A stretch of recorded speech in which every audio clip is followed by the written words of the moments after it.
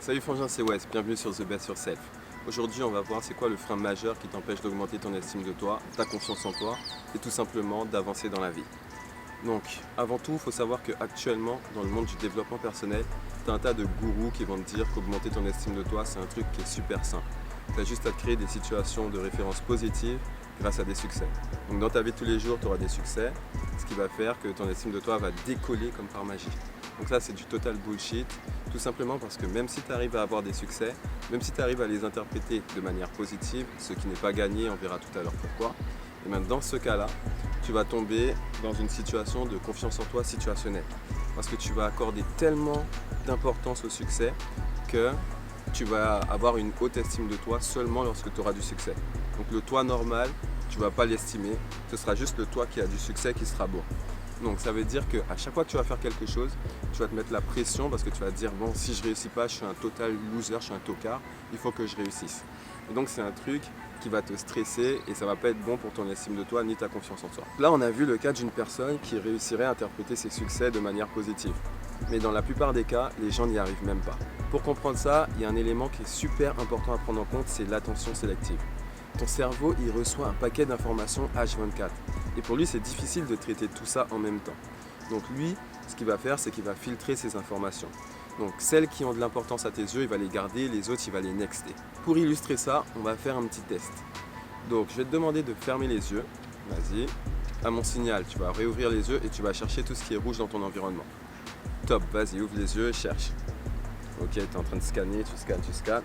Donc maintenant, dans ta tête, tu vas te dire tous les éléments qui étaient rouges. Tout ce que tu as vu qui était rouge, vas-y, tu vas le dire dans ta tête. Et bien maintenant, tu vas faire la même chose avec le bleu. Tu dis dans ta tête tout ce que tu as vu qui était bleu pendant que tu cherchais le rouge. Donc là, ça va être beaucoup plus difficile. Même s'il y avait des trucs qui étaient bleus juste à côté des trucs rouges, et bien comme tu étais tellement concentré sur le rouge, tu vas avoir du mal à te souvenir de ce que tu as vu qui était bleu. Donc c'est ça l'attention sélective. Donc ton attention sélective, elle est super facile à pirater. Et donc ta faible estime de toi, c'est ça qu'elle va faire. Elle va la pirater de sorte que toutes les informations qui sont congruentes avec elle, elle va les accepter. Donc toutes les informations qui vont montrer que tu es un vrai tocard, elle va les accepter avec plaisir. Et toutes les informations qui ne sont pas en congruence avec elle, donc celles qui vont montrer que tu es un winner, que tu es un gagnant, que tu as du succès, elle va soit les modifier pour qu'elles puissent devenir congruentes avec elle, ou sinon elle va totalement les rejeter. Et c'est pour ça que la stratégie d'avoir des succès pour augmenter ton estime de toi, ça ne va pas être la bonne, elle ne va pas fonctionner sur le long terme. Pour illustrer un petit peu ce concept-là, je vais vous raconter une anecdote. J'avais été avec un pote qui avait un rendez-vous avec une fille, je l'avais accompagnée, je tenais la chandelle, et donc j'avais vu leur date. Donc la fille était super réceptive, elle rigolait à toutes les blagues, elle aimait les histoires du gars, bref, elle souriait tout le temps. Donc le truc s'est super bien passé, et à la fin du rendez-vous, mon pote il m'a dit bon, je vais lâcher l'affaire avec elle, elle n'a pas l'air réceptive. Je me suis dit, what the fuck, qu'est-ce qu'il me raconte lui? Donc en fait, il avait tellement une faible estime de lui qu'il n'était pas capable de détecter les signaux positifs que la fille lui envoyait. Donc c'est ça le pouvoir de l'attention sélective. Et l'attention sélective, c'est un truc qui peut faire un cercle vicieux. Parce que imagine que tu as une faible estime de toi. Donc tu vas être à un endroit et tu vas pouvoir scanner et identifier toutes les informations qui vont te montrer que tu es un tocard, que tu sais rien faire. Donc ces informations-là, elles vont renforcer ta faible estime de toi. Et ta faible estime de toi qui sera renforcée, ça va faire que tu vas trouver encore plus facilement des informations qui vont montrer que tu es nul. Et donc ça ne va jamais s'arrêter. Et c'est pour ça que la stratégie d'avoir des succès dans la vie extérieure, la vie réelle, pour augmenter son estime de toi, ça ne va pas fonctionner. Donc maintenant que tu sais ça, on va voir quelles sont les solutions pour augmenter ton estime de toi de manière durable. Donc la première solution, ça pourrait être le fait que toi par exemple tu sois là, les autres ils soient là et tu te dises ah ça craint que je sois en dessous d'eux, je vais les tirer vers le bas. Donc tu vas essayer de les rabaisser, tu vas essayer de faire en sorte qu'ils doutent et qu'ils deviennent des nuls. Comme ça quand ils seront à ton niveau, tu vas te sentir mieux. Mais ça c'est un truc qui va être chaud sur le long terme, ça va être difficile de le faire et surtout c'est très toxique. Donc je ne te conseille pas cette solution. La deuxième, c'est que toi tu es au premier étage, tu vois des gens au quatrième, tu te dis ah ça a l'air bien d'être au quatrième, ça a l'air beau, j'aimerais bien les rejoindre. Et donc tu vas te dire qu'est-ce que je peux faire pour m'améliorer et pour ainsi atteindre le quatrième étage. Pour faire ça, tu vas te dire il faut que j'ai plus, que je fasse plus et que je sois plus. Donc le fait d'avoir plus dans les interactions sociales, ce sera tout simplement le fait de te dire pour avoir des amis, il faut que j'ai un meilleur look et il faut que je sois riche. Donc tu vas essayer de t'acheter des belles choses, de beaux vêtements, de belles voitures. Et une fois que tu auras tout ça, tu vas te dire bon, avoir beaucoup de choses c'est bien, mais ça suffit pas. Il faut que je fasse plus maintenant.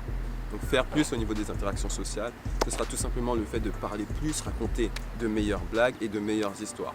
Donc dès que tu vas t'arrêter de parler, tu vas penser que tu seras un tocard, que tu ne seras pas à la hauteur. Tu ne vas pas pouvoir t'empêcher d'arrêter de faire des choses. Tu seras tout le temps en train d'essayer, essayer, donc tu vas en faire trop.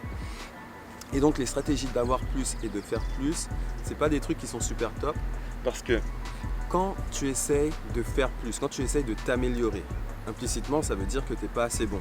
Quelqu'un qui est déjà assez bon, il ne va pas essayer de s'améliorer parce qu'il est déjà bon.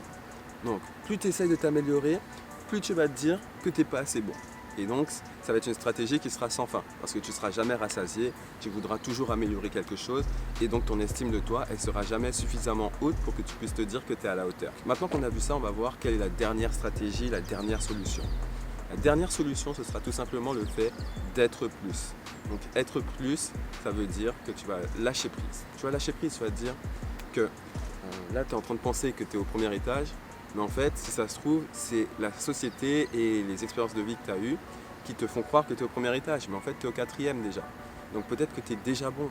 Il n'y a pas de oui, je serai bon à la condition que, ou je serai bon si. Il faut te dire que tu es déjà bon. Je suis déjà bon. Pourquoi ? Parce que c'est tout simplement. Donc c'est ça la stratégie du lâcher prise. Et pour faire ce lâcher prise, il va falloir que tu court-circuites les mauvaises informations de ton attention sélective.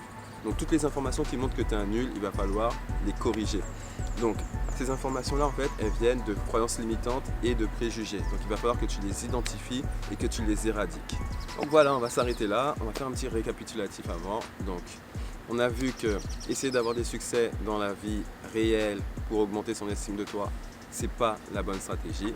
On a vu aussi que l'attention sélective, c'est un truc qui peut te maintenir la tête sous l'eau pendant très longtemps. On a vu 3 solutions. La première, la plus toxique, que je ne recommande pas, essayer de rabaisser les autres pour te sentir mieux. La deuxième, essayer de t'améliorer. Donc c'est une stratégie qui peut être pas mal, mais c'est une stratégie qui sera sans fin. Tu seras tout le temps en train d'essayer de faire des choses et ça ne s'arrêtera jamais. Et la dernière stratégie, tout simplement lâcher prise, te dire que tu es déjà au top et court-circuiter toutes les croyances limitantes et tous les préjugés qui font que tu penses que tu es une personne qui est au premier étage. Donc voilà, on va boucler la vidéo sur ça. Je te dis à la revoyure. Bye.